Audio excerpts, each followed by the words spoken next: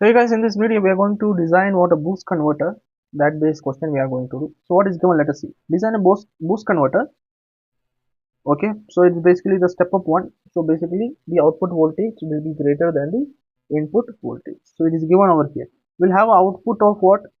30 volts from a 12 volt source. That means the V out is given as 30 volts, but the supply voltage is how much? 12 volts. So you can see it's actually the boosting, the stepping up.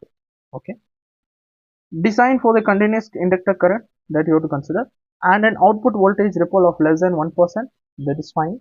Delta V out by V out, it is basically the 1%. 1% means 1 by 100, 0.01. This you have to consider. Voltage ripple, delta V out by V out. And the load resistance is also given, which is 50. So R is equal to, this is the load, 50 ohms. Assuming all ideal components for the design, let us consider. So as you can see that how the boost converter will look. So basically we'll be having one voltage source BS, inductor over here, switch over here, diode over here, capacitance is there, then resistive load. That's all. Simple diagram. Okay.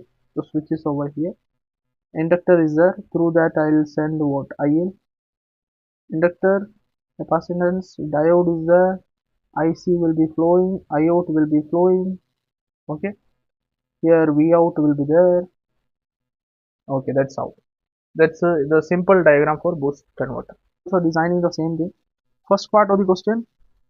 Using V out and Vs, we are going to find out the duty ratio. Duty ratio is given by what? Now here the boost converter, the duty ratio is changed into what? 1 minus Vs divided by V out. This has come from the formula V out is equal to Vs divided by 1 minus V.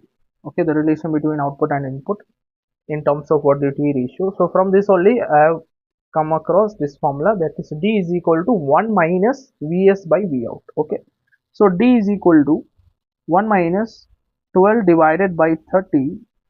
So that will give you the answer as 0.6.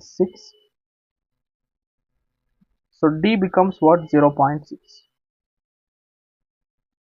Using this D, we are going to find out the second part of the question. We are going to find out the minimum inductor size.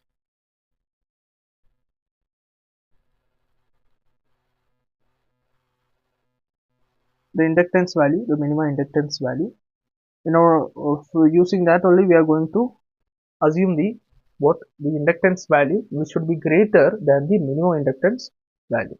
So minimum inductor size, if you consider L minimum, boost converter, it is D into 1 minus D square R by 2F. Here F is there. What is this? So switching frequency you have to consider some value, assume, because in the question it is not given. Okay, so it depends on the designer what they are going to assume. So let us consider that the switching frequency to be 100. Assume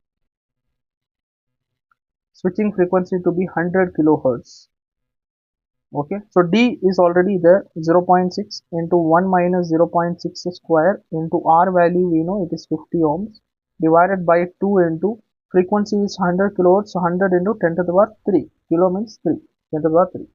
So we'll be getting the L minimum value as how much? 24 micro Henry. That means 24 into 10 to the power minus 6 Henry you will be getting. Okay, so if you are getting 24 micro Henry, which is the minimum inductance value for the continuous current. So in order to maintain the continuous current in the throughout the circuit, we have to take the inductance value which should be greater than the minimum inductance value. So whatever the inductance value we are taking, it should be greater than the minimum inductance value just now we found out. So we can take 25% greater, 50% greater, whatever greater. So here I'm going to do the 2 times greater I am going to take consider. So you can consider anything. So the inductance value I am going to consider it as what? 2 times of the minimum inductance value. So 2 times of 24 microhenry, which is equal to 48 microhenry. So inductance value I have assumed it as 48 microhenry. Okay. Third step is to find out the maximum and minimum inductor current.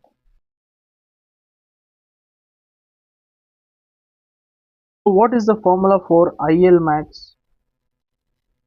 It is equal to IL plus delta IL by 2.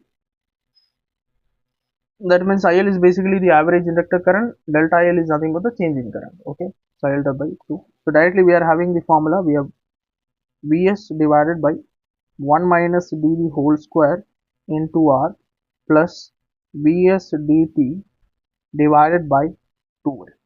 Okay, this D part you can take it below. Time period reciprocal is frequency, so into F I will consider here. Okay, now we are going to substitute in this. So IL max becomes, all the values are given. Vs is given. Vs is nothing but the supply voltage, which is given as how much? The 12 volts. Then D we know, R we know, everything is substituted.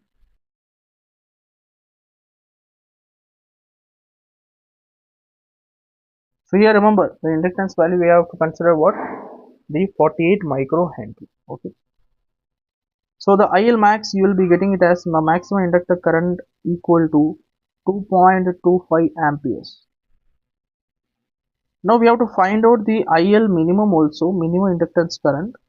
That also same formula, only thing is that instead of plus I am going to put minus.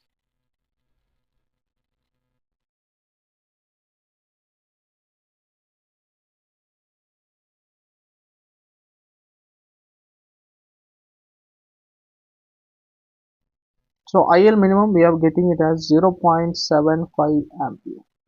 So minimum value of the inductance also we got. So third step is also done.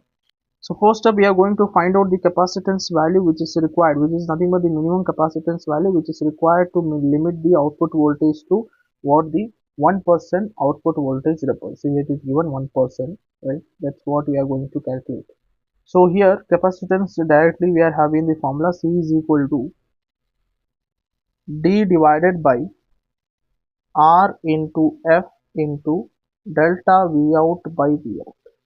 This is nothing but the voltage ripple. Okay. Delta V out by V out is nothing but the voltage ripple. Now D value we know 0.6 divided by R is 50 ohm. Frequency 100 we have considered kilo, and voltage ripple 0.01% we have to reduce. That means we have to limit the capacitance value to that. Okay.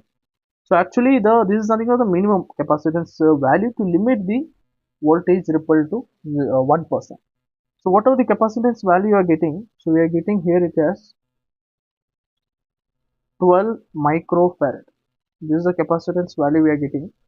This is nothing but the minimum capacitance value.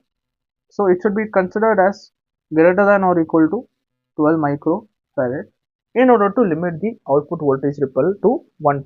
Okay, so this is how we have to design the boost converter over here. So this is the procedure to design the boost converter.